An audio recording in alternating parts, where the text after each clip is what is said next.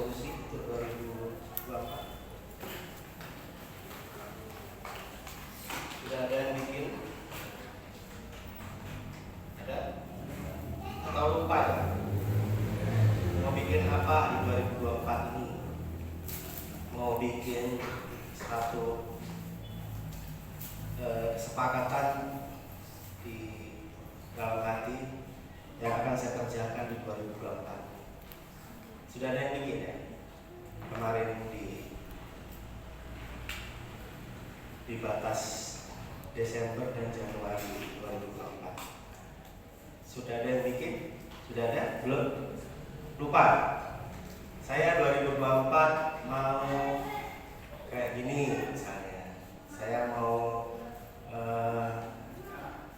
yang misalnya punya usaha, saya ingin punya usaha, terus saya ingin berkembang, saya ingin bekerja dengan lebih baik lagi, saya ingin mulai melayani Tuhan 2024, saya ingin rajin ke gereja dan tidak bolong-bolong 2024. Mungkin ada yang bikin seperti itu, mungkin ada yang bikin, mungkin ada yang lupa gitu.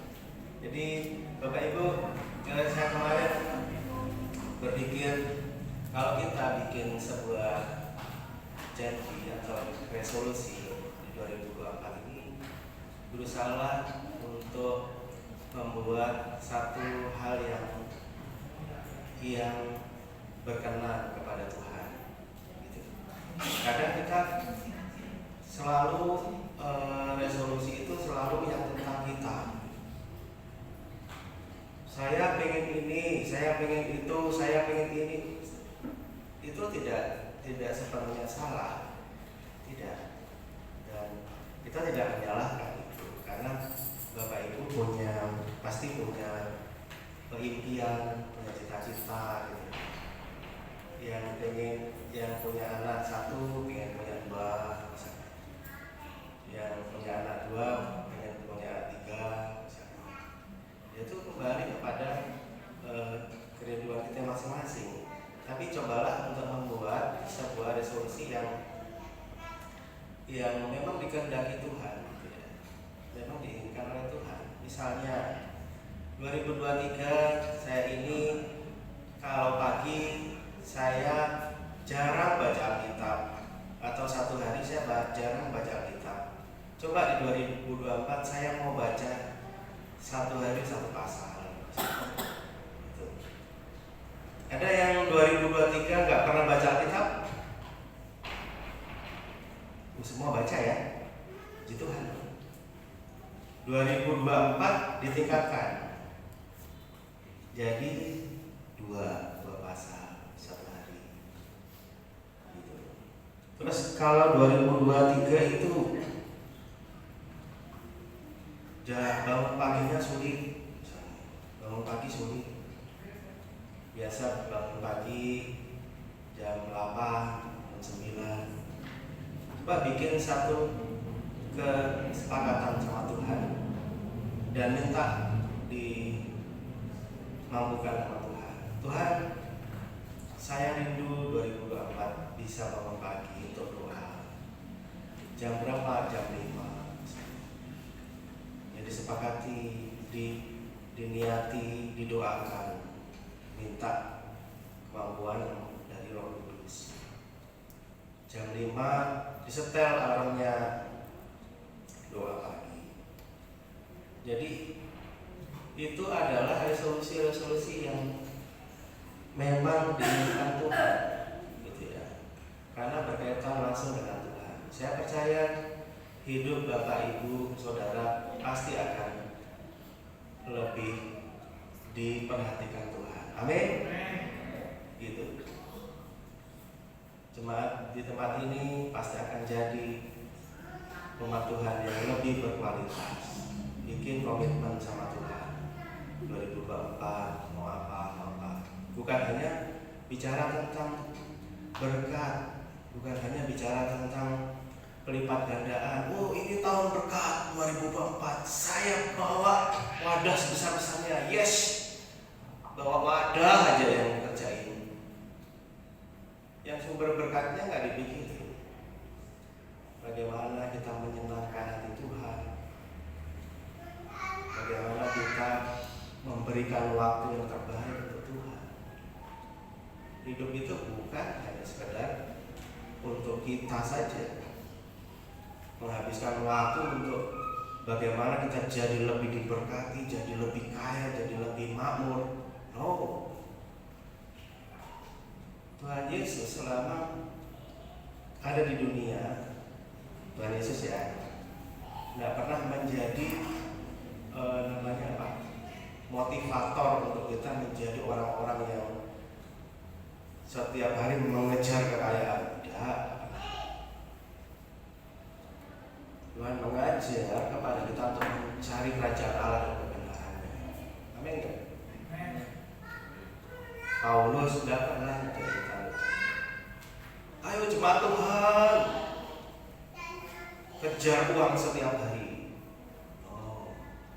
Yang diajarkan adalah bagaimana cara kita melakukan perintah-perintah Tuhan dengan baik, bagaimana mengerjakannya, bagaimana kita bisa hidup dengan Dia, hidup dengan kebangkitannya, mati dengan kematiannya, meninggalkan manusia lama. Seperti itu.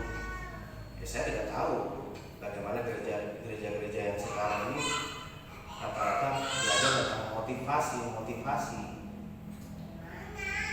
dan banyak disukai. Ada gereja yang jemaatnya ribuan di luar negeri, 15.000, tapi membahas tentang homoseksual nggak berani, gitu. Tidak mengkompromi hal-hal yang tidak diizinkan Alkitab. Takut jemaatnya pergi, repot. Jadi kita perlu belajar firman Tuhan yang murni seperti itu. Nah, malam hari ini kita akan belajar bagaimana kita mempunyai manajemen prioritas dalam kehidupan kita, dalam kita menjadi umat Tuhan, menjadi anak Tuhan, dan hidup sehari-hari. Bagaimana kita menerapkan manajemen prioritas dalam kehidupan kita. Kenapa kita perlu menerapkan manajemen prioritas? Terkadang orang-orang yang memang ya bisa dikatakan orang-orang karismatik ini orang-orang yang rata-rata dia kreatif, orang-orangnya enjoy, happy, sukacita. Cuman kadang ada batas-batas yang terlalu kelewatan gitu. Kenapa? Begini Bapak Ibu, saya juga pernah berjumpa dengan seorang yang diajar oleh hamba Tuhan yang punya karunia pokoknya luar biasa, tapi produknya adalah apa? Suka nyala-nyalain Tuhan. Kalau di antara kita masih ada yang punya sifat menyalah-nyalakan Tuhan, suka menyalah-nyalakan Tuhan, kita juga harus belajar benar-benar firman Tuhan ini.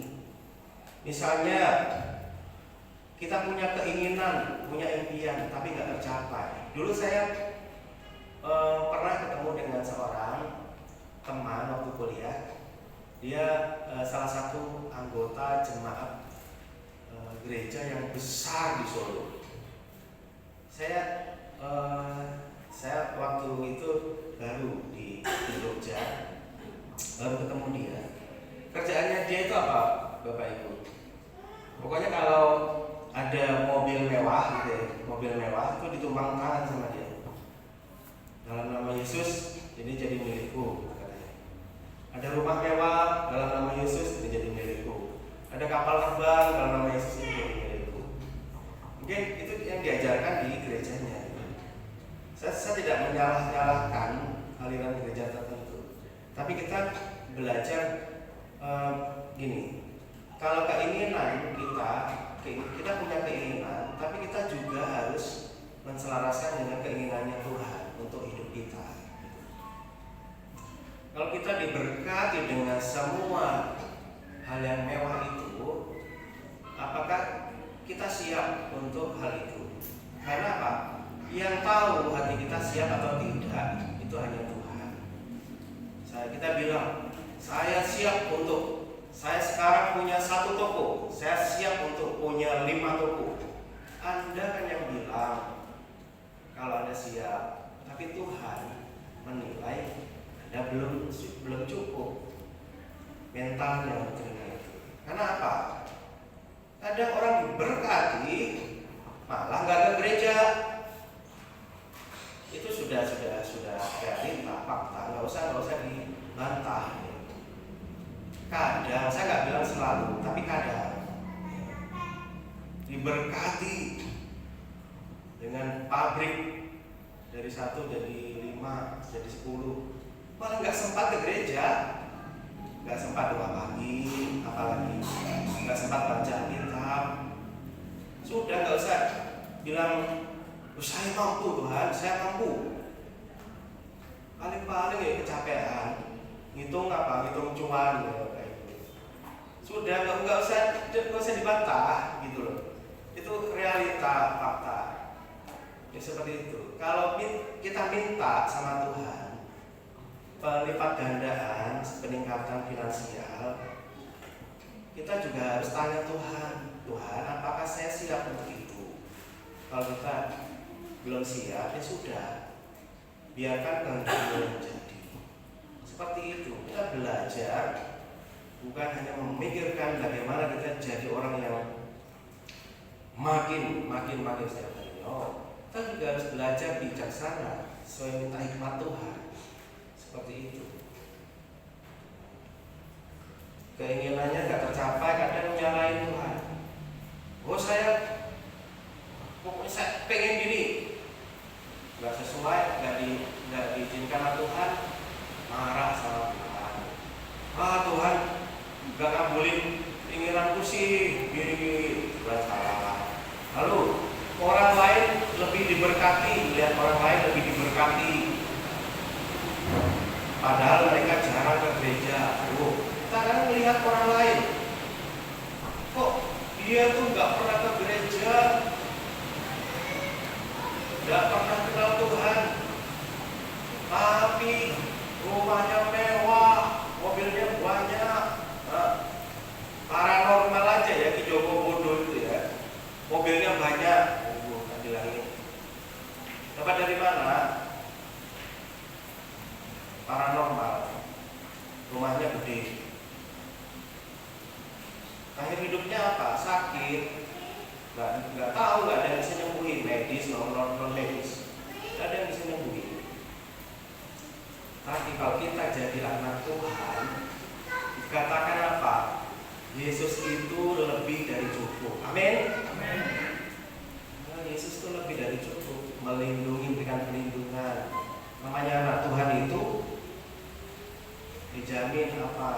Katakan kalau kita keturunan Israel tidak mempan disantet jampi-jampi, itu udah jaminan Tuhan. Ya, saya bicara seperti ini karena saya mengalami kayak gitu ya. Jadi bukan cuma ngomong kosong gitu. Anak-anak Tuhan apa? Dapat perlindungan Tuhan. Kalau yang agama lain kan hanya cuma ya seperti itu. Tapi kita membuktikan sendiri bahwa kita ini dapat perlindungan Tuhan. Waktu kita berdoa, kita dijawab sama Tuhan. Makanya alami sendiri Bapak Ibu. Bukan dari kata orang. Alami sendiri. Yesus itu lebih dari cukup buat kita. Jadi kalau kita pengen kaya kayak dia, kamu sudah cukup belum? Tuhan bilang cukup. Ya kalau sudah cukup ya sudah dulu. Kalau nanti Tuhan rasa, Tuhan nilai sudah cukup untuk menerima kepercayaan yang lebih lagi, Tuhan pasti kasih. Ada kalanya orang lain kelakuannya jahat, tapi kok nggak dihukum sama Tuhan, marah lagi sama Tuhan. Tuhan, itu loh orang itu jahat kerjaannya, tapi kok nggak dihukum sama Engkau? Engkau ini tidak adil. Oh, kadang gitu. Itu, saya pernah ketemu dengan orang seperti itu. Dengerin khotbah online berapa session setiap hari, rajin ke gereja, menyalahi Tuhan. Sebenarnya Bapak Ibu, namanya khotbah itu menurut saya tidak ada khotbah yang jelek. Kadang apa? Kadang kita yang kurang aplikatif, kurang menerapkan dalam kehidupan sehari-hari. Kita yang kurang untuk action, kita kurang untuk implementasinya. Bukan khotbah itu yang kurang bagus. Dan khotbah itu bagus selama dia menyampaikan tentang firman Tuhan. Yang kurang bagus apa? Kitanya sendiri yang nggak action, nggak ngerjain itu yang mungkin nggak bagus. Kadang itu apa? Apa khotbahnya? Khotbahnya lucu toh, tahu ya. Pesannya apa? Nggak tahu. Kalau Bapak Ibu kurang bisa menangkap, kurang bisa konsen, silakan dicatat. Di Android ini ada notesnya yang penting-penting. Habis itu ya dikerjakan. Ya, bukan khotbahnya yang kurang bagus, tapi kitanya yang kurang ngerjain itu, dan ngerjain firman itu.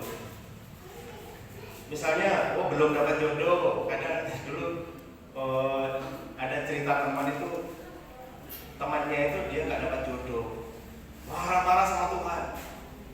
Oh Tuhan, Engkau nggak kirim-kirim jodoh. Marah-marah sama Tuhan. Tuhan lagi yang salah. Gitu. Nggak mau pelayanan. Nah emang kamu itu siapa yang mau melayani Tuhan? Orang sudah dibeli Tuhan, sudah jadi budaknya Tuhan, nggak mau melayani Tuhan. Emang mau masuk mana kalau nggak mau melayani Tuhan? Nah itu. Bisnis gagal terus, salah lagi Tuhannya. Hidup penuh penderitaan, tambah lagi. Hidupku penuh penderitaan, sambil nangis-nangis. Namanya orang hidup itu memang penuh ujian, cobaan. Apalagi kalau kita ada di komunitas yang beda dengan kita harus apa? Harus cerdik seperti ular, tulus seperti merpati. Itu kuncinya. Harus cerdik dan tulus. Artinya kita tidak membuat sebuah pelanggaran, kesalahan. Nah, misalnya sakit nggak sembuh-sembuh, nyalain Tuhan lagi. Nah itu banyak hal yang membuat kita harus kita menerapkan manajemen prioritas. Maksudnya gimana? Bapak Ibu, kita harus punya prioritas bahwasannya yang pertama, hukum, kita perlu tahu hukum yang terutama. Di dalam Matius, kita buka Matius pasal 22.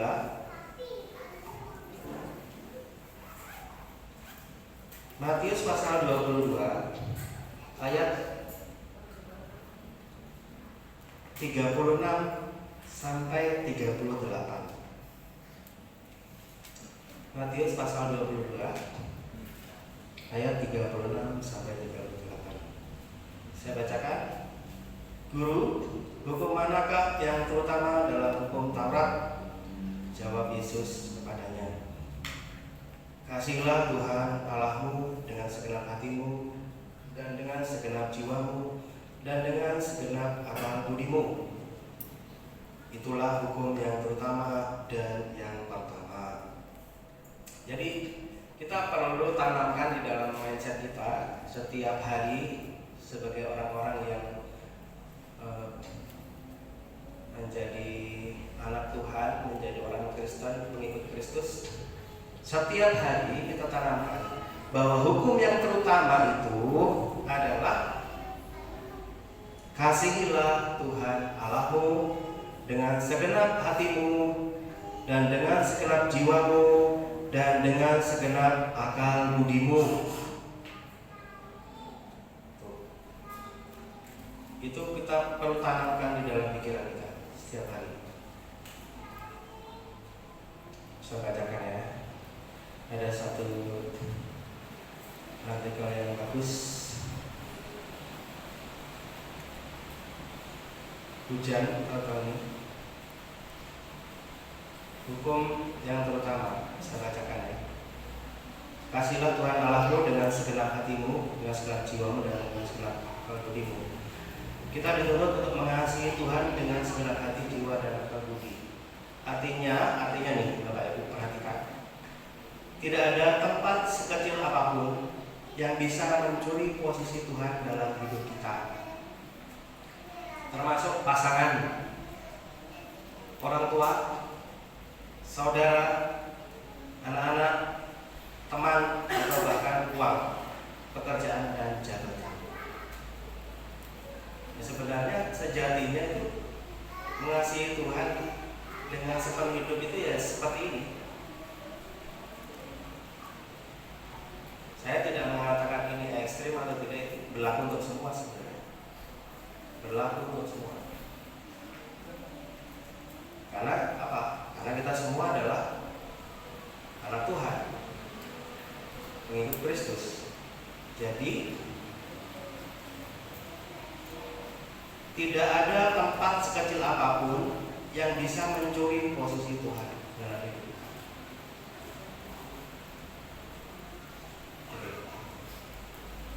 Itu pengertian singkatnya mengasihi Tuhan dengan segenap hati, jiwa, dan akal budi. Kalau kita bisa terapkan ini dalam kehidupan kita pribadi, maka kita akan jadi orang yang di tahun 2024 ini level kita udah naik lagi satu level, menjadi orang-orang yang makin mendekat sama Tuhan. Kenapa? Dikatakan di sini tidak ada tempat sekecil apapun yang bisa mencuri posisi Tuhan dalam hidup kita. Kadang kita ini apa? Mau doa pagi, ya mungkin ada gangguan, mungkin anak lah, mau apalah. Tapi namanya posisi Tuhan tidak tergeser dari hidup kita, itu gak akan bisa digeser. Mau misalnya pagi kita harus rawat anak, ya itu memang kewajiban orang tua. Tapi yang namanya posisi Tuhan tidak tergeser dalam hidup kita, kita pasti akan cari waktu lain. Kita gantikan waktu itu untuk bisa berdoa, bisa baca Kitab, bisa mengucap syukur, bisa mengutamakan Tuhan. Tidak lalu ya sudahlah, Tuhan ngerti kok, Allah mengerti, Allah peduli. Kita sering-sering minta supaya Tuhan mengerti kita. Kita gak pernah mau ngerti Tuhan. Tuhan kan gak kelihatan, saya gak bisa lihat Tuhan. Sudahlah, gampang lah Tuhan, cuman bolong satu kali aja. Dan saya juga kalau pas sakit itu bolong dua pas sakit.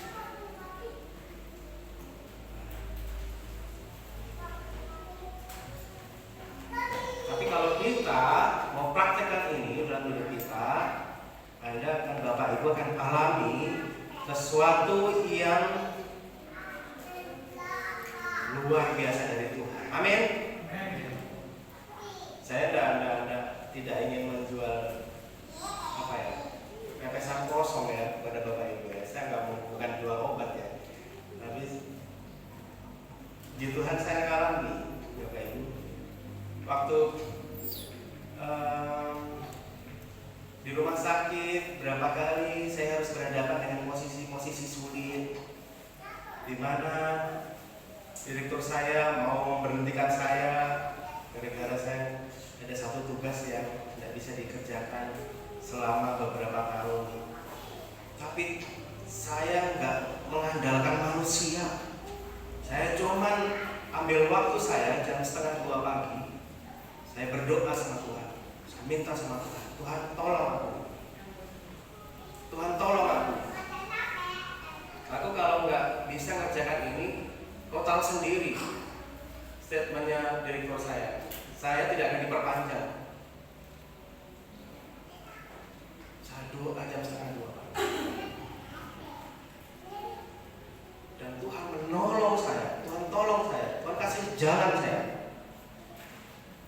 Dan jalannya Tuhan bukan cuma menolong saya, tapi mengangkat saya. Saya biasanya kalau diutus ke luar kota, saya kan bertemu dengan,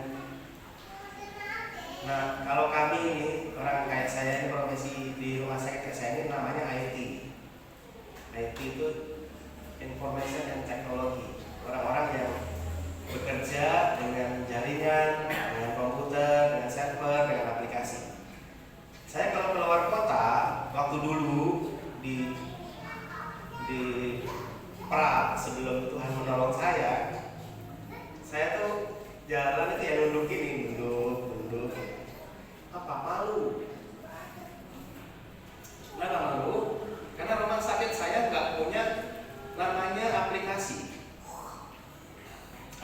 yang namanya SIMRS, Sistem Informasi Manajemen Rumah Sakit.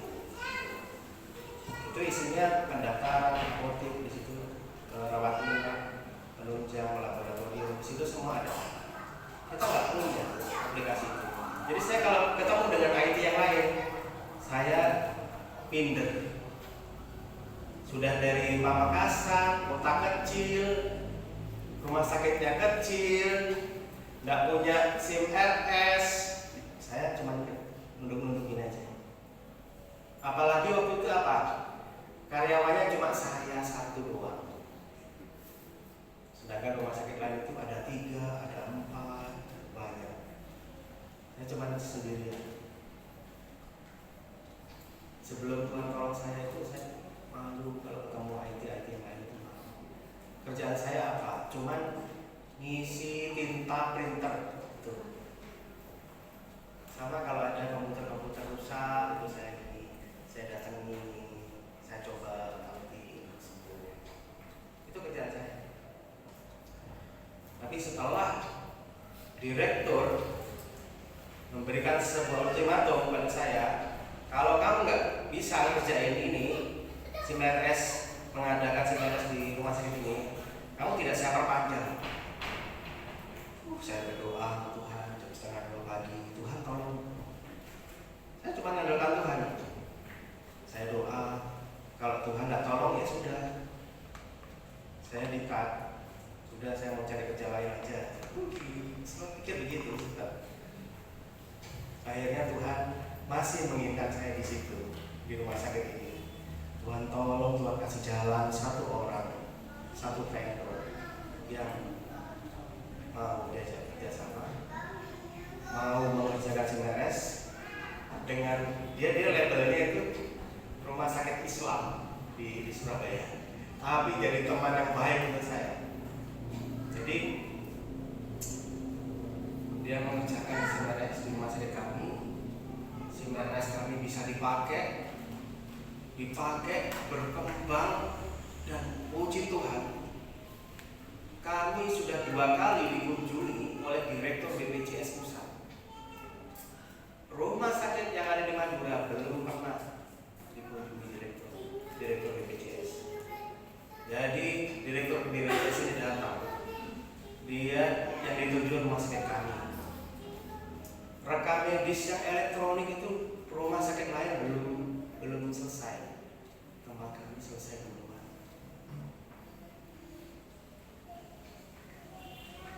Tuhan itu mengerjakan itu lebih daripada apa yang saya minta. Jadi rumah sakit di Sampang, gitu ya, rumah sakit di Sampang punya pemerintah provinsi, pemerintah daerah. Itu datang ke tempat kami, dia bilang, Mas, selama Zoom dengan BPJS itu selalu membanding-bandingkan, kasih ranking 1, 2, 3, Kami, rumah sakit kami itu ada di ranking 3. Ranking 3, peringkat 3. Selalu itu. Sebelum kedatangan direkturnya BPJS Pusat. Begitu hari H, jeder, direktur BPJS Pusat itu datangnya ke rumah sakit kami dan memberi penghargaan kepada rumah sakit kami. Akhirnya rumah sakit yang awalnya dia ada di ranking 1 dan 2 selama persiapan itu, dia datang ke rumah sakit kami. Mas, apa rahasianya? Lalu selama ini kami loh yang ada di ranking 1 dan 2. Kenapa kok justru rumah sakitmu yang dikunjungi sama direktur? Apa? Mungkin kamu pakai dukun apa gitu. Dikira kamu pakai dukun.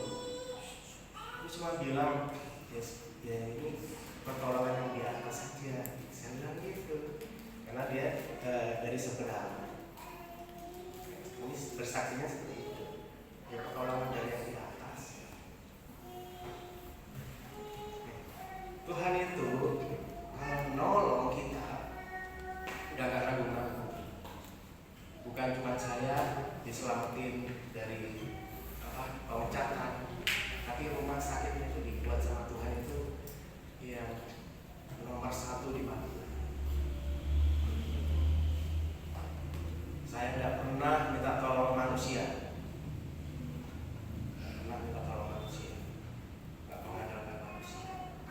Tapi waktu saya berdoa pagi setengah 6, Tuhan kasih saya partner. Padahal labelnya dia rumah sakit Islam, tapi orang-orangnya itu baik. Diutus Tuhan itu untuk jadi partner saya. Dia support, baik, lembut orangnya. Wah, puji Tuhan. Aduh mas, dia kan juga menangani rumah sakit lain. Aduh mas, rumah sakit lain itu kalah semua sama sini. Sini lebih cepat kemajuannya. Saya nggak tahu juga. Sana loh kerja sama duluan dengan kami, tapi kalah sama sini. Dan puji Tuhan itu banyak komentar-komentar yang positif dari BPJS. Kami dapat penghargaan. Wah, ini rumah sakitnya ini loh kayak di Surabaya, ada mesinnya yang kayak ATM untuk pendaftaran, ada antriannya di poli-poli. Ini kok kayak di Surabaya, kata-kata BPJS direkturnya dari Jakarta. 2 direktur sudah mengunjungi rumah sakit kami dan yang 1 kasih kami penghargaan. Tuhan, ini kalau bukan Engkau yang mengerjakan ini, tidak akan bisa seperti ini. Dari rumah sakit yang SIM LS-nya 0, rumah sakit kecil, diangkat sama Tuhan. Bahkan hubungan dengan Kemenkes, 1 sehat. Kami udah kerjain itu di Madura ini, udah di depan kami, puji Tuhan. Pertolongan Tuhan juga. Nah ini, makanya katakan apa? Yesus itu lebih dari cukup buat kita. Amin. Alami itu. Pokoknya saya kalau ada kesulitan sudah berseru aja sama Tuhan. Berseru sama Tuhan. Kedua, angkat tangan. Angkat tangan apa? Supaya kita bertanda apa? Tanda menyerah sama Tuhan. Silakan Tuhan, kau terlibat. Engkau ikut campur dalam pekerjaanku. Yang pertama, hukum yang terutama. Yang kedua, Bapak Ibu, kita ini perlu tahu lagi bahwa kita telah ditebus dengan darah yang mahal. Di dalam 1 Petrus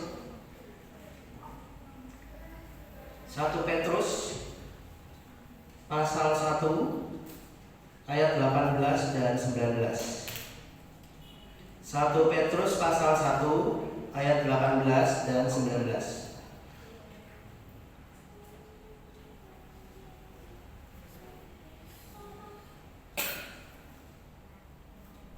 1 1 Petrus pasal 1 ayat 18-19. Sebab kamu tahu bahwa kamu telah ditebus dari cara hidupmu yang sia-sia, yang kamu warisi dari nenek moyangmu itu, bukan dengan barang yang fana, bukan pula dengan perak atau emas, melainkan dengan darah yang mahal, yaitu darah Kristus, yang sama seperti darah anak domba, yang tak bernoda dan tak bercacat. Amin. Kita baca lagi di dalam Efesus pasal 1 ayat 7. Efesus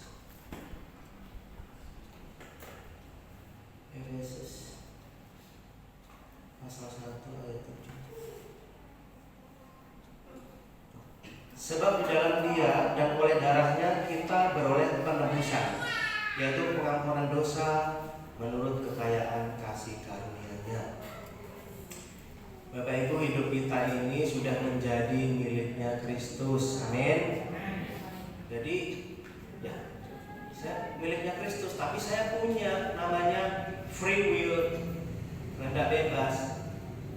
Ya, Bapak Ibu, kalau kita punya free will itu alangkah sangat baiknya kalau kita sesuaikan dengan kehendak Tuhan. Bukan free will sembarang free will. Mau free will lalu se-free-free-nya. Oh, nanti kita jadi sama aja kayak orang di luar sana, tidak mengenal Tuhan. Free will itu kita sesuaikan dengan kehendak Tuhan. Tuhan, saya mau ini, itu. Tapi jadilah kehendakmu dalam kehidupanku. Di dalam saya bacakan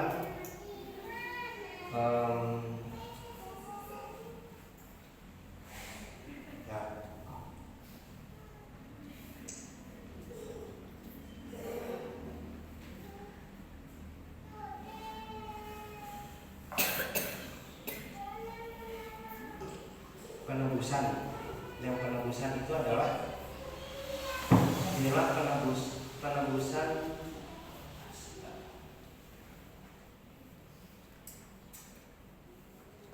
erat kaitannya dengan aspek dosa. Penebusan dipandang dari sudut pandang dosa, di mana manusia yang tadinya terikat oleh dosa membutuhkan dibebaskan dari ikat dan perbudakan dosa. Nah, istilah penebusan yang berkaitan dengan dosa menyatakan bahwa Kristus telah menebus manusia dari budak dosa, dibebaskan dengan darahnya untuk menjadi miliknya, dimerdekakan dari budak dosa untuk menjadi budaknya Allah. Nah, kita ini sudah menjadi budaknya Allah. Jadi kalau kita budaknya Allah, jangan kita merasa seperti raja yang atur-atur Tuhan. Ya, nah kita perlu kembali lagi kepada dasar-dasar firman Tuhan ini. Kita sudah ditebus dari perbudakan dunia, dosa yang mematikan mau kita diambil, dibeli sama Tuhan, ditebus, dibeli dengan darah yang mahal. Dan kita sudah menjadi miliknya Tuhan, sudah menjadi budaknya Allah. Kalau begitu, ya siap mengerjakan apa yang diperintahkan Tuhan. Budak dikasih free will, tahu-tahu apa? Oh, saya maunya gini Tuhan. Mau mengatur penjualan, mau mengatur pengrajin. Gimana kok keramik mengatur pengrajinnya? Apa nggak salah tuh? Kita perlu kembali lagi kepada dasar firman Tuhan ini, yang mungkin kadang kita nggak baca. Kita udah ditebus, udah dibeli. Kita harus bersyukur sama Tuhan. Terima kasih Tuhan, aku sudah dibeli, daripada mau dibeli oleh Tuhan. Sini, aku beli kamu dengan darahku. Tuhan, terima kasih. Aku sudah menjadi milikmu. Aku hidup di dalam kasih karunia-Mu. Makanya kita perlu menghormati Tuhan setiap pagi. Menghormati apa?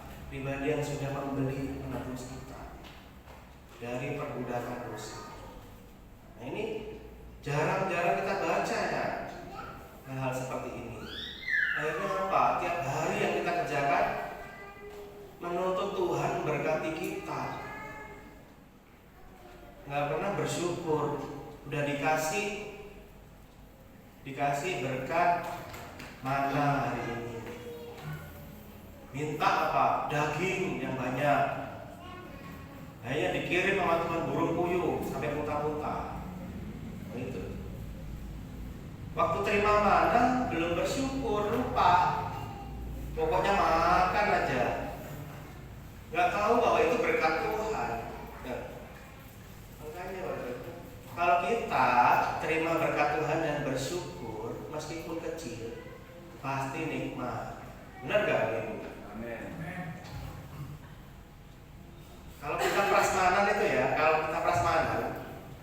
kadang itu tuh tidak nikmat makan. Kenapa? Yang ada itu apa? Yang ada itu adalah target untuk menghabiskan semua makanan di meja. Itu gak merasa enak. Pokoknya makan aja. Sebelum apa? Sebelum orang lain makan itu sampai habis, kita harus makan duluan.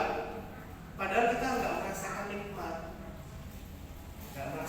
Tidak. Kalau nih apaan? Dikasih sepiring nasi dikit, ada sate 3, ayam goreng 1, capcay, bakso, habisin. Itu jatahmu, nggak bisa nambah. Rasanya apa? Pasti lebih nikmat.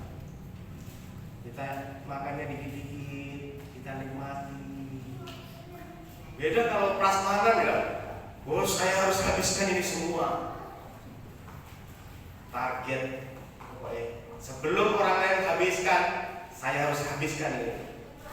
Akhirnya nggak nikmat. Campur pokoknya, masukin. Ada bakso lodeh, masukin semua. Capcay sih campur, campur semua. Jadinya rasanya nggak karu-karuan. Habis itu nambah lagi, nggak peduli sudah kenyang ini, tetap nambah. Masih ada banyak, ayo nambah lagi. Suike, habisin semua. Aku belum makan itu.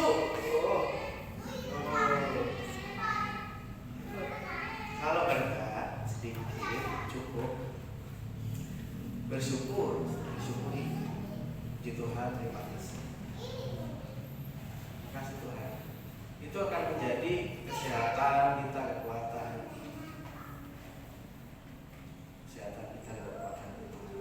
Cukup, berkatnya itu cukup. Beda kalau bangsa Israel yang dikasih burung puyuh yang buahnya itu sampai makannya sampai muntah-muntah, apa yang nikmat? Sampai muntah-muntah gitu.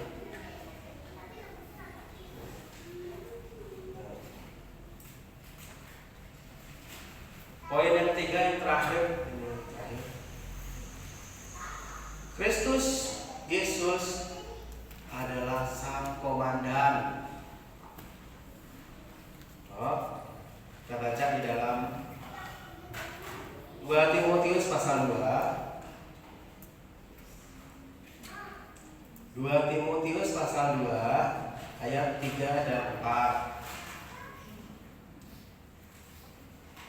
2 Timotius pasal 2 ayat 3 dan 4, kita bacakan.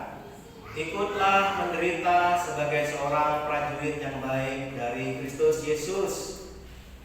Yang keempat, seorang prajurit yang sedang berjuang tidak memusingkan dirinya dengan soal-soal penghidupannya, supaya dengan demikian ia berkenan kepada komandannya. Pertanyaannya, yang ayat 3 ini, ikutlah menderita sebagai seorang prajurit yang baik dari Kristus Yesus. Ini ditujukan ke siapa? Kepada pendeta, kepada full timer, kepada aktivis, kepada pengurus, atau semua orang Kristen? Semua orang Kristen ya Pak ya? Ikutlah menderita sebagai seorang prajurit yang baik dari Kristus Yesus. Nah, semua sepakat ini adalah untuk semua orang Kristen. Ya. Berarti seluruh jemaat di tempat ini ikut ajakan ini. Ikutlah menderita sebagai seorang prajurit yang baik dari Kristus. Kita semua adalah prajuritnya Kristus. Amin. Kita semua prajuritnya Kristus. Jangan ikut Tuhan lalu bukan Tuhan. Saya bukan pejuang. Saya bukan petarung. Saya tidak mau pakai baju prajurit. Nah, terus mau masuk mana? Pilihannya cuma jadi prajurit atau tidak ikut Tuhan. Kalau ikut Tuhan ya harus jadi prajurit. Karena semua orang pasti dapat ujian. Mana ada yang sampai gede kita mau berlindung sama orang tua terus? Apa mama? Ada nakal. Tolong bantu. Masa kita di kantor ada masalah sama orang kantor lalu kita hubungi WA papa mama kita. Papa mama tolong tuh, labrak tuh dia orang kantor itu. Mana ada? Nggak ada. Kita hadapi sendiri secara jantan. Maksudnya bukan secara jantan fisik kita. Hadapi dengan hikmat Tuhan. Nah, kita hidup di tengah-tengah orang seperti itu, mau dan mau akan terlibat dengan gesekan-gesekan. Dan kita harus minta hikmat Tuhan setiap hari supaya kita bisa lepas dari ujian-ujian itu. Ada orang-orang yang tahu-tahu nyala-nyalain kita sudah hidup benar, atau nyalain kita. Ada orang yang tahu-tahu ngasih kita tugas abu-abu. Tahu nggak tugas abu-abu? Tugas yang benar dan tidak, gitu. Nggak jelas. Edit apa? Orang udah masuk disuruh edit, dia masuk, keterangannya, kecantumnya masuk. Apa yang ada abu-abu itu? Tapi nggak mau. Saya nggak mau kerjain lagi.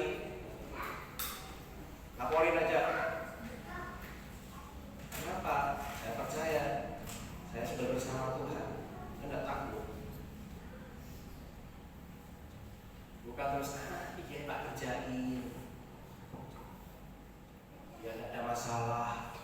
Nggak mau. Kalau abu-abu sesuai dengan kehendak Tuhan, nggak mau. Ada orang tahu-tahu akhir tahun ngasih kita uang, bagi-bagi uang. Uang apa ini? Uang apa ini? Sudah nggak terima. Nggak ada. Nggak mau. Nggak ada hitam di atas putihnya ya nggak mau. Artinya kalau kita hidup kayak Daniel, tuh. Nggak mau makan makanan raja, maksudnya makannya kita harus makan makanan yang bersih saja, suci sesuai kehendak Tuhan. Pasti nanti Tuhan tolong. Tuhan tidak akan tinggal diam. Tuhan tidak akan berlambat-lambat. Pasti tolong dengan cepat. Itu kita perlukan. Bukan biar disenangi banyak orang. Udah.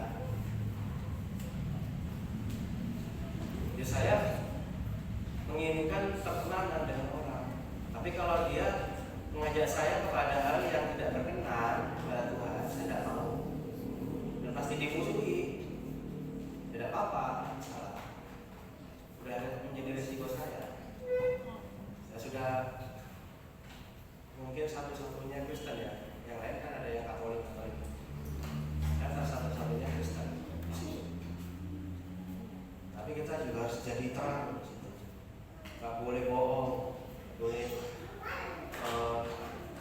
makan uang sembarangan, harus jujur, gak boleh ngomong jorok, harus jadi contoh. Makanya anak Tuhan di situ pasti disoroti. Gimana ini akan orangnya gimana? Suka marah nggak? Saya suka marah. Kalau ada orang yang pertama dia menghalangi saya untuk beribadah hari Minggu dengan kata-kata, alah minggu ini aja kok dia bisa minggu depan. Orang ibadah cuma 1 kali seminggu, kamu suruh undur lagi 1 minggu.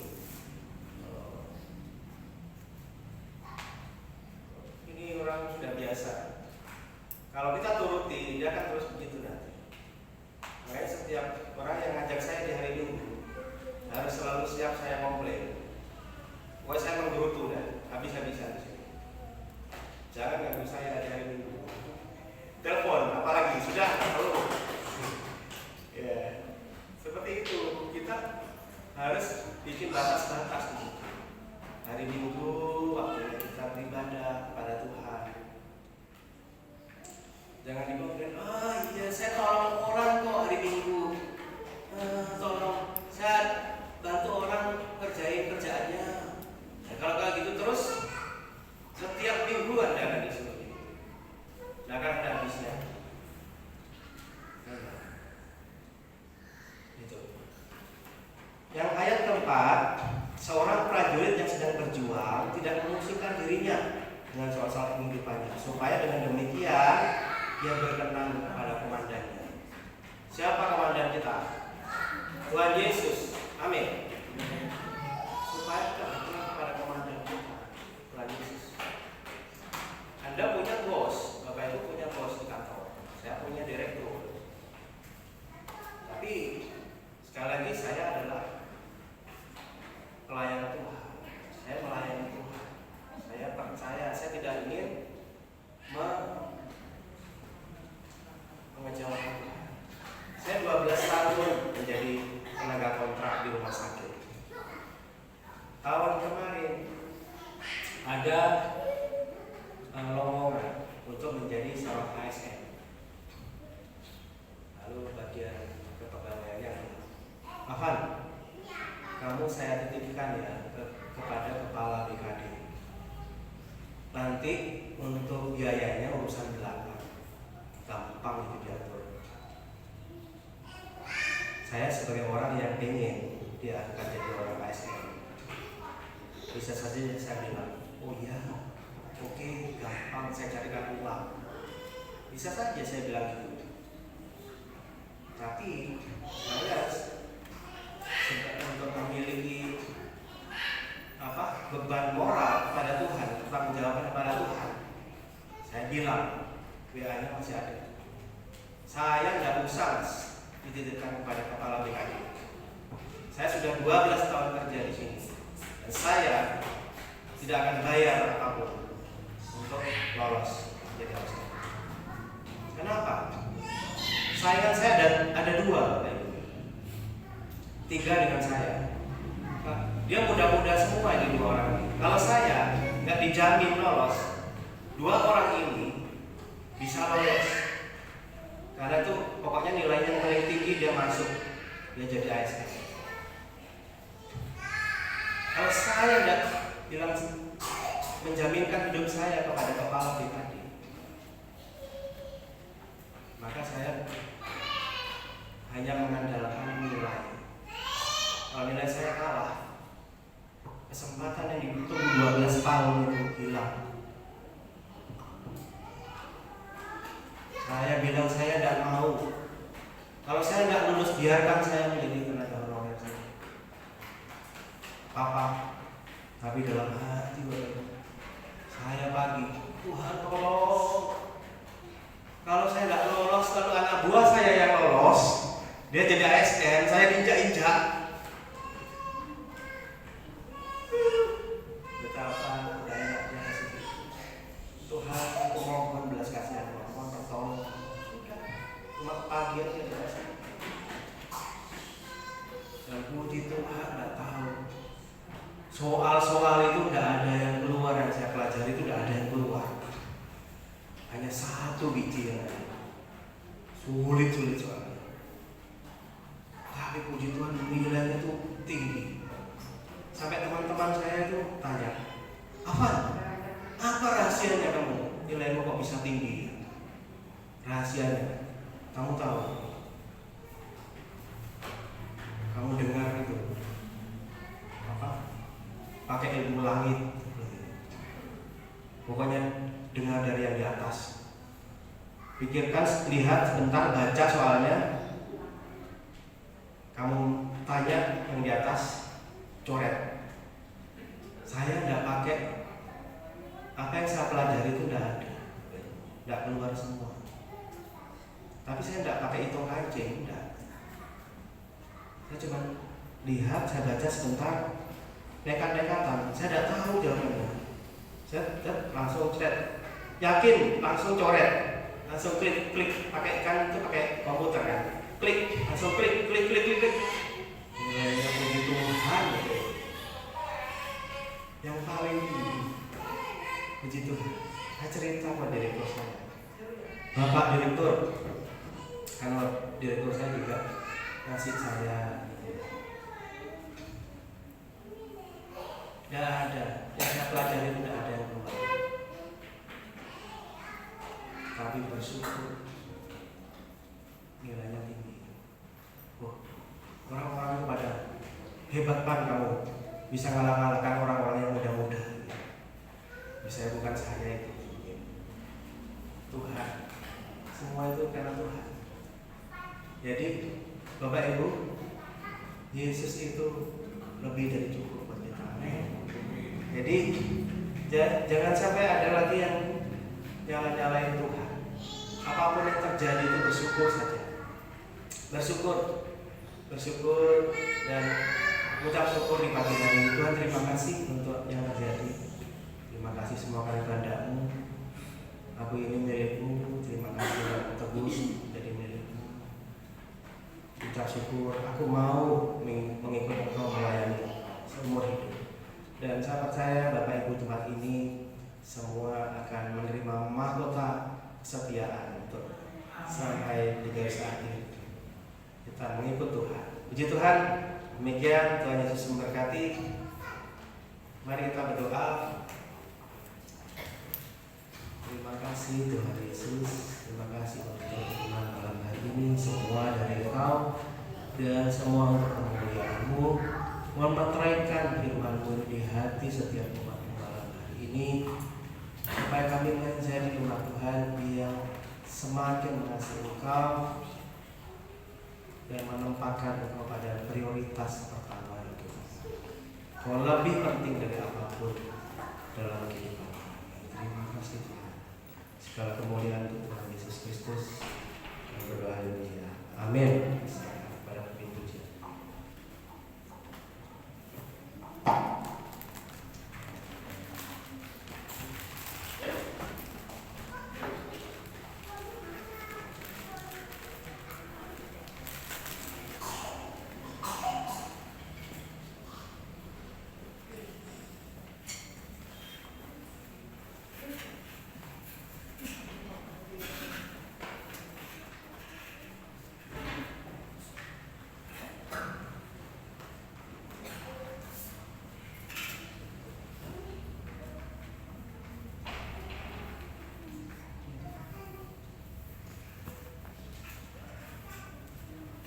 Puji Tuhan, semua diberkati firman Tuhan pada semalam hari ini, amin.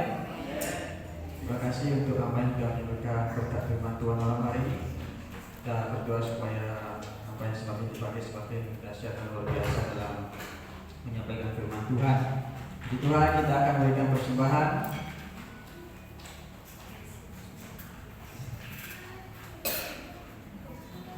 Kita akan berdoa terlebih dahulu. Bapak, kami bersyukur Tuhan untuk malam hari ini, untuk pemberitaan firman-Mu yang Tuhan sudah Engkau sampaikan untuk setiap umat-Mu. Biarlah hikmat daripada Roh Kudus akan terus mengingatkan dan memampukan kami untuk senantiasa berserah teguh kepada Tuhan di dalam segala keadaan dalam kehidupan kami di dunia ini, sehingga kami akhir di garis finish kami mendapatkan mahkota kesetiaan yang Tuhan anugerahkan kepada setiap umat-Mu. Terima kasih Bapa, berkati hamba-Mu, semakin hari semakin pakai semakin dahsyat dan luar biasa. Terima kasih Tuhan Yesus. Sebentar kami akan memberikan persembahan. Tuhan berkati, kuduskan setiap rupiah yang kami berikan, dan Kami percaya biarlah ini boleh berguna bagi melebarkan kerjaan surga di muka bumi ini. Terima kasih Tuhan, dalam nama Tuhan Yesus Kristus kami berikan dengan pengucapan syukur. Haleluya. Amin. Setelah memberikan persembahan,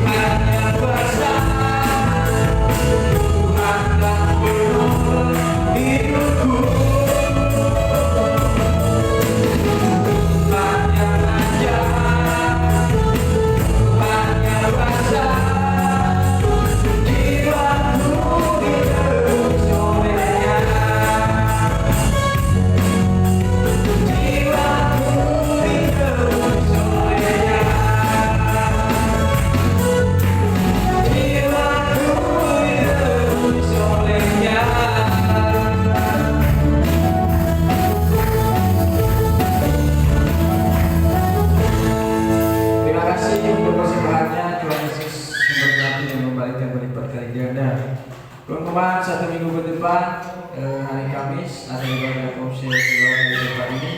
Sekali lagi kami mengingatkan dan mengimbau, mengajak kepada seluruh jemaat Tuhan bila boleh hadir bisa bersama-sama dengan kita di tempat ini untuk ibadah konser Persaka, supaya harapannya kita akan semakin bertumbuh di dalam diri Tuhan.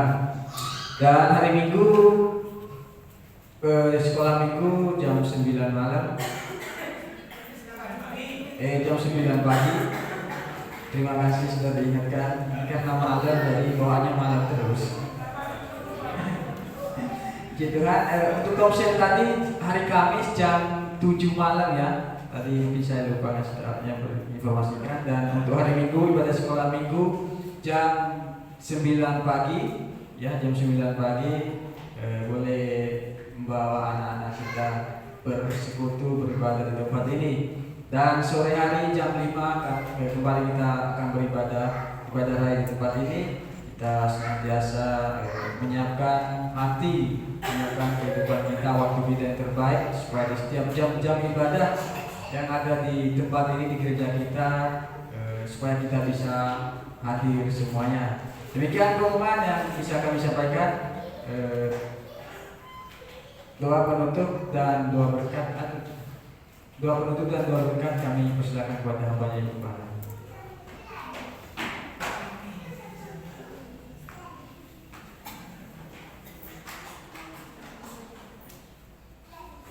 Baik, puji Tuhan semuanya diberkati, amin. Hari ini kita diingatkan oleh firman Tuhan supaya kita bisa melakukan satu perubahan untuk tahun 2024. Yang pertama dikatakan bahwa jangan ada tempat sekecil apapun yang bisa mencuri posisi Tuhan dalam hidup kita. Artinya jangan ada halangan atau alasan sekecil apapun yang menggeser yang mengutamakan Tuhan dalam hidup kita. Dan yang kedua, jangan lupa bahwa kita itu adalah budak ataupun babu ya. Kalau babu nggak ada kerjaan kan bingung ya. Jadi bersyukur kalau kita masih dipakai untuk melayani Tuhan, masih ada kesempatan berbuat sesuatu untuk Tuhan, itu bersyukur ya, daripada nggak ada kerjaannya makan gaji buta itu ya. Jadi oleh karena itu kalau ada kesempatan melayani, bersyukur kepada Tuhan dan gunakan sebaik-baiknya. Kemudian ingat bahwa kita itu harus selalu standby, harus selalu siap sebagai seorang prajurit untuk memenangkan peperangan yang kita hadapi setiap hari. Mari kita bangkit berdiri, kita akan berdoa menutup ibadah kita. Haleluya. Kita naikkan pujian tadi yang terakhir, Yesus mendengar lebih dari yang didoakan.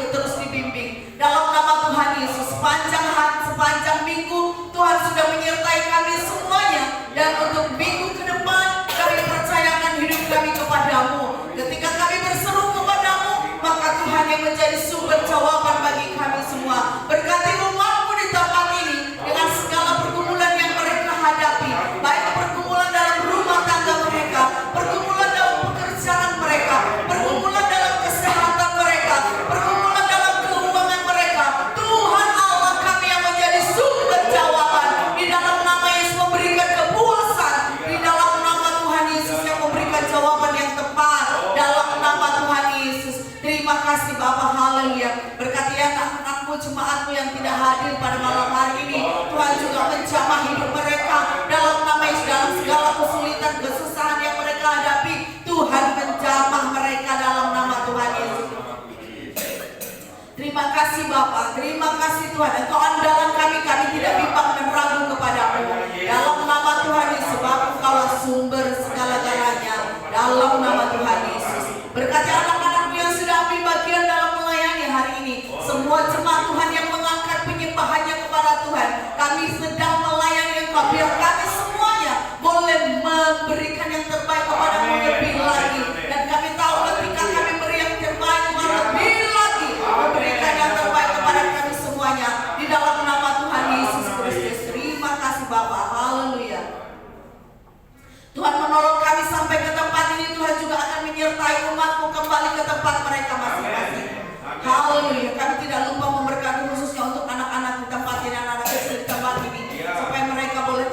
berada dalam tubuh yang sehat dalam pertumbuhan mereka juga boleh bertumbuh di dalam takut akan Tuhan, bertumbuh di dalam kecerdasan, dalam hikmat Tuhan, sehingga masa kecil mereka semuanya bertumbuh di dalam takut akan Tuhan, menjadi anak-anak yang memberikan yang terbaik kepada Tuhan.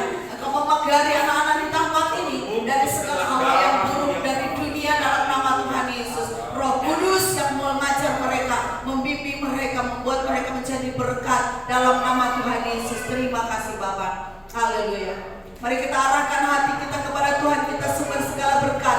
Kita akan terima berkat dari Bapa kita. Haleluya. Haleluya, haleluya, haleluya. Glory bagimu Yesus. Haleluya. Disinarkannya wajahnya kepadamu, diteranginya mata hati dan pikiranmu, sehingga engkau dapat melihat yang terbaik yang telah Tuhan sediakan kepadamu, dan kakimu dibuatnya kuat untuk berlari mengerjakan pekerjaan yang dipercayakannya kepadamu, dan dibuatnya engkau mendapatkan upah yang lebih besar lagi, sebab hatimu melekat kepadanya di dalam nama Tuhan Yesus Kristus. Ditolongnya engkau dalam kesusahanmu, dihiburkannya engkau dalam kesedihanmu, disembuhkannya engkau dalam kesakitanmu, di dalam nama Yesus, dan dijadikannya engkau berkat dalam nama Tuhan Yesus. Biarlah hatimu penuh dengan kemurahan, sebab Tuhan penuh kemurahan atasmu dalam nama Tuhan Yesus. Allah sumber damai sejahtera akan selalu mendampingi engkau kemanapun engkau melangkah, memberikan keamanan kepadamu di dalam nama Tuhan Yesus, memberikan penyokongan dan dukungan kepadamu. Biarlah hatimu sungguh percaya kepadanya. Damai daripada Allah Bapa, cinta kasih dari Tuhan Yesus, dan persekutuan oleh Roh Kudus menyertai engkau dari sekarang sampai selama-lamanya. Tuhan Yesus memberkati. Amin.